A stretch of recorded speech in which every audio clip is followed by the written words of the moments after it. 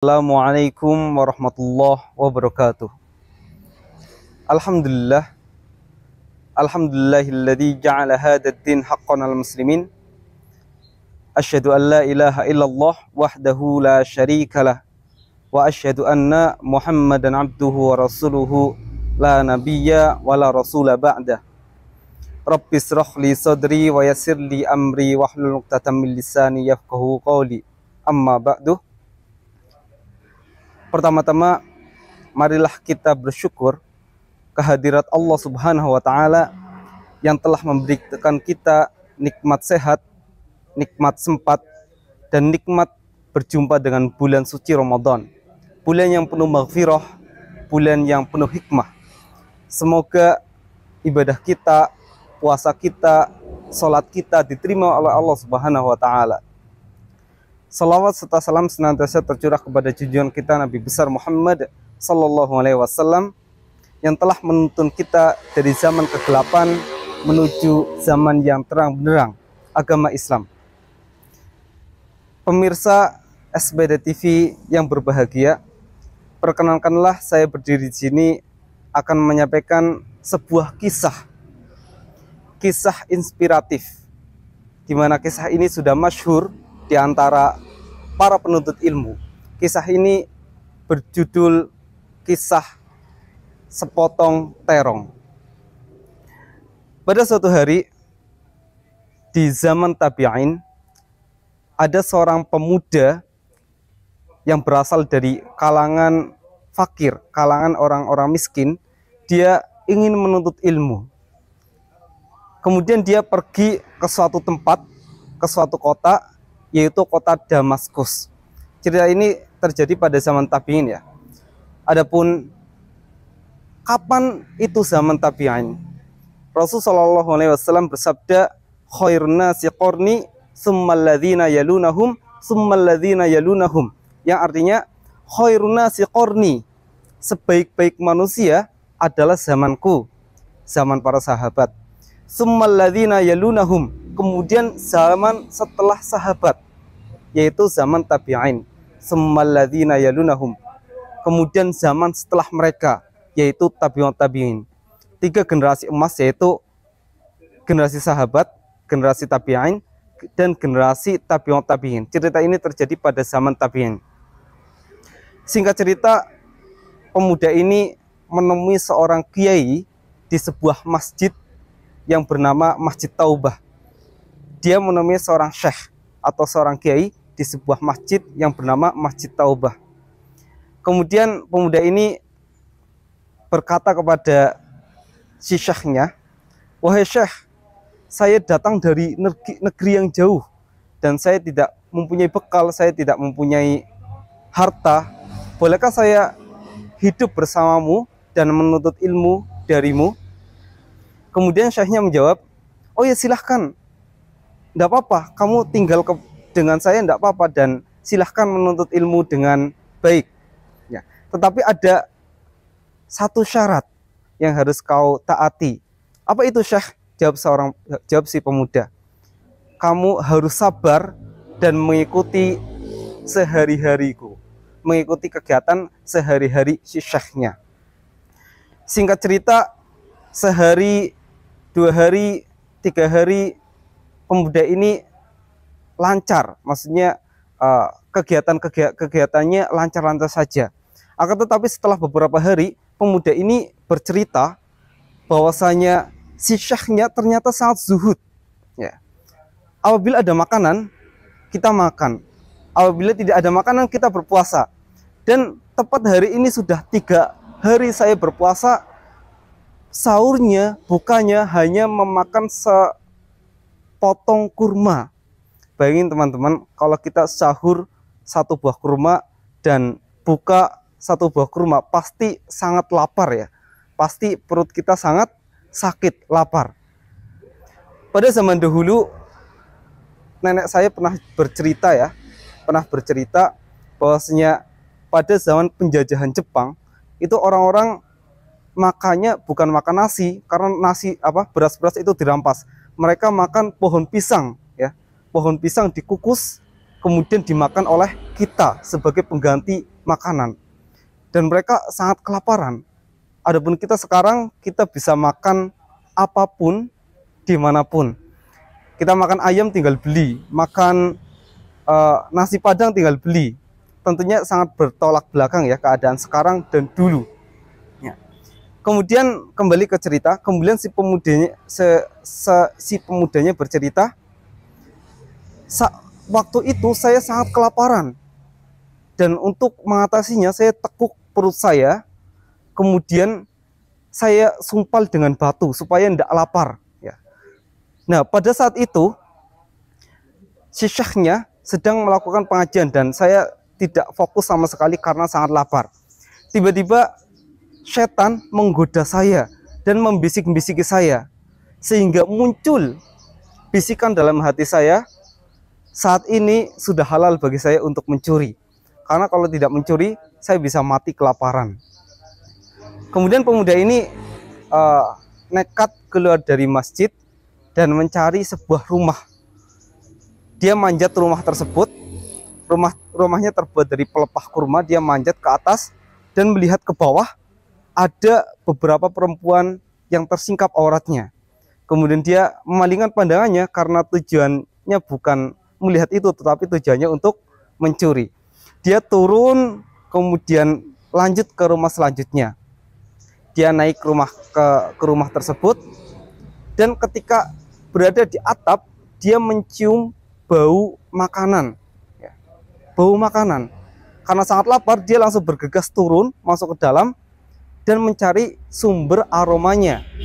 Kemudian dia sampai ke dapur, mendapati sebuah panci yang sedang dimasak, dan di dalamnya ada terong-terong yang sedang direbus dan sudah matang. Karena sangat kelaparan, pemudanya langsung mengambil terongnya, mengunyahnya, dan hampir menelannya. Ketika hampir menelannya, pemuda tersebut tiba-tiba langsung teringat oleh Allah Subhanahu wa taala. Gemetar dan takut kepada Allah Subhanahu wa taala. Pemuda tersebut mengambil makanannya dan melemparkannya ke lantai. Seraya berkata, setan telah berhasil menggodaku akan 3 hal. Yaitu pertama, dosa masuk rumah tanpa izin, kemudian dosa mencuri, dan dosa makan makanan haram. Ya. Dia tidak jadi memakan terong tersebut karena takut kepada Allah Subhanahu wa taala. Setelah itu pemudanya langsung keluar rumah, memanjat lagi keluar rumah, dan masuk ke masjid. Saat itu si syekhnya sedang ada pengajian. Dan kata si pemuda, dia tidak fokus sama sekali, tidak tahu apa yang dibicarakan oleh si syekhnya. Ketika selesai pengajian, dia melihat ada seorang tua di luar masjid, dan tiba-tiba ada seorang perempuan datang ke syekhnya dan seraya menyampaikan sesuatu, mengadukan sesuatu. Kemudian syekhnya menatap ke arah saya. Saya memanggil, wahai muridku, kemarilah. Ya. Begini muridku, ya. Apakah kamu sudah menikah? Belum, wahai syekh. Apakah kamu ingin menikah? Si muridnya terdiam. Kembali lagi ditanya, apakah kamu ingin menikah? Si muridnya terdiam juga. Dan ketiga kalinya, apakah kamu ingin menikah? Si muridnya bilang, wahai syekh, gimana saya ingin menikah? Adapun sehari-hari saya hidup bersamamu, saya makan darimu. Kalau misal saya menikah, istri saya akan dikasih makan apa? Ucap si pemuda. Kemudian si syekhnya tertawa dan mengatakan, ini ada seorang perempuan, dia baru ditinggal mati oleh suaminya, dan padanya harta yang banyak. Dia takut fitnah, kemudian meminta kepadaku untuk menyarikan seorang pendamping, dan saya lihat kamu cocok ya mendampinginya. Apakah kamu mau, wahai muridku? Kemudian si pemudanya menjawab, oke, saya mau. Sekitar itu langsung dipanggil saksi, kemudian maharnya pada saat itu adalah sebuah kandi atau wadah minuman. Ya. Kemudian acara pernikahan, akad, sah. Pada saat itu langsung sah ya. Nah, kemudian syekhnya bilang ke si pemudanya, wahai pemuda, silahkan kamu pulang ke rumah istrimu. Kamu sudah punya istri, sekarang silahkan kamu pulang ke rumah. Si pemudanya bercerita, ketika saya keluar dari masjid, saya masih bingung. Tadi saya kelaparan, sekarang sudah menikah. Ini gimana ceritanya itu ya? Ya, kemudian pulanglah perempuan tersebut bersama suami barunya. Ketika melewati rumah pertama yang pemudanya itu manjat, yang lihat perempuan, pemudanya deg-degan, aduh jangan-jangan ini rumahnya. Kemudian lewat, alhamdulillah. Kemudian jalan lagi, melewati rumah yang kedua. Tiba-tiba istrinya bilang, wahai suamiku, ini rumah kita, silahkan masuk gitu kan. Saat itu saya kaget, kata si pemuda, dan sedikit takut ya. Kemudian istrinya bilang, wahai suamiku, katanya tadi kamu lapar, kemudian saya sedang masak terong nih gitu kan ya. Kemudian istrinya masuk ke dapur dan teriak, hei, siapa ini yang memakan terong saya ya. Kemudian suaminya langsung memanggil istrinya, wahai istriku, kemarilah. Jadi gini istriku, ceritanya seperti ini, tadi saya kelaparan, kemudian saya manjat rumah, kemudian saya nemu terong dan saya makan, saya lepaskan karena takut oleh Allah Subhanahu wa taala. Dan saat itu setan sudah berhasil menggodaku 3 dosa, yaitu yang pertama dosa masuk rumah tanpa izin, kemudian dosa mencuri, dan dosa makan makanan haram. Ya, maafkan aku wahai istriku. Kemudian apa yang dikatakan oleh istrinya? Apakah istrinya menceraikan pemuda tersebut? Para ulama mengatakan ucapan istrinya itu pantas dicatat dengan tinta emas karena menggambarkan ketakwaan seorang perempuan. Istrinya mengatakan, wahai suamiku, Masya Allah, andaikan semua orang di luar sana sepertimu, engkau meninggalkan segumpal makanan karena takut kepada Allah Subhanahu wa taala, pada saat itu juga Allah menggantinya dengan sesuatu yang lebih baik. Sekarang makanannya menjadi milikmu, pancinya menjadi milikmu, rumahnya menjadi milikmu, bahkan yang punya juga menjadi milikmu ya. Kemudian mereka hidup bahagia dan lahir dari keluarga mereka ulama-ulama besar di masa depan. Hadirin yang berbahagia, itulah sebuah cerita yang menggambarkan ketakwaan kepada Allah Subhanahu wa taala, di mana ketika kita bertakwa, ketika kita takut ya akan siksa Allah, ketika kita menjalankan perintah-perintah Allah, Allah akan memberikan kepada kita jalan keluar atau solusi terhadap masalah-masalah kepada kita, dan menggantikan sesuatu yang lebih baik daripada apa yang kita tinggalkan. Allah Ta'ala berfirman di dalam surat At-Tolak ayat 2-3 yang bunyinya, a'udzubillahi minasyaitonirrajim, bismillahirrahmanirrahim, wa may yattaqillaha yaj'al lahu makhraja wa yarzuquhu min haitsu la yahtasib. Yang artinya, wa may yattaqillaha, barang siapa yang bertakwa kepada Allah Subhanahu wa taala, yaj'al lahu makhraja, niscaya Allah akan jadikan baginya jalan keluar, wa yarzuquhu min haitsu la yahtasib, dan memberikan rizki kepadanya dari arah-arah yang tidak dikira, yang tidak kita sangka-sangka sebelumnya. Dari kisah ini kita dapat mengambil beberapa ibroh atau pelajaran. Yang pertama, kita harus senantiasa bertakwa, hendaknya kita senantiasa bertakwa kepada Allah Subhanahu wa taala. Kemudian yang kedua, Allah akan memberikan jalan keluar bagi masalah-masalah kita kepada mereka yang bertakwa. Makhroja, kalau dalam bahasa Arab, makhroja itu artinya jalan keluar. Istilah makhroja itu seperti ada 2 tiang sempit, kemudian kita berhasil melewatinya.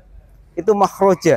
Jadi Allah akan memberikan jalan keluar bagi kesempitan-kesempitan kita. Mungkin kita punya penyakit yang tidak sembuh-sembuh, mungkin kita punya hutang yang banyak, mungkin kita punya masalah sana sini. Kalau kita berdakwah, insya Allah akan menjadikan kepada kita jalan keluar. Kemudian yang terakhir, wa yarzuquhu min haitsu la yahtasib. Allah akan memberikan rizki kepada orang yang bertakwa dari arah yang tidak disangka-sangka. Demikian kultum sore ini. Semoga yang sedikit ini ada manfaatnya. Terakhir saya tutup dengan sebuah firman Allah Subhanahu wa taala di dalam surat Al-Baqarah. A'udzubillahi minasyaitonir rajim. وَلَنَبْلُوَنَّكُمْ بِشَيْءٍ مِنَ الْخَوْفِ وَالْجُوعِ وَنَقْصٍ مِنَ الْأَمْوَالِ وَالْأَنْفُسِ وَالثَّمَرَاتِ وَبَشِّرِ الصَّابِرِينَ الَّذِينَ إِذَا أَصَابَتْهُم مُّصِيبَةٌ قَالُوا إِنَّا لِلَّهِ وَإِنَّا إِلَيْهِ رَاجِعُونَ. Yang artinya, وَلَنَبْلُوَنَّكُمْ, dan pasti akan kami coba kalian, بِشَيْءٍ مِنَ الْخَوْفِ, dengan sesuatu berupa rasa takut, وَالْجُوعِ, dan lapar, وَنَقْصٍ مِنَ الْأَمْوَالِ وَالْأَنْفُسِ وَالثَّمَرَاتِ, dan kekurangan harta, benda, jiwa, dan buah-buahan. Wabasyiris sabirin, dan berilah kabar gembira kepada mereka yang sabar. Alladzina idza asabathum musibah, yaitu orang-orang ketika musibah menimpanya, musibah datang kepadanya, qalu, mereka mengatakan inna lillahi wa inna ilaihi raji'un. Syukron ala itimamikum. Apabila ada kesalahan, saya mohon maaf yang sebesar-besarnya. Semoga kita dapat maksimal di dalam Ramadan ini dan dapat menjadi umat-umat Allah Subhanahu wa taala yang bertakwa. Wassalamualaikum warahmatullahi wabarakatuh. Terima kasih sudah menonton channel SPD TV. Jangan lupa like, comment, share, and subscribe.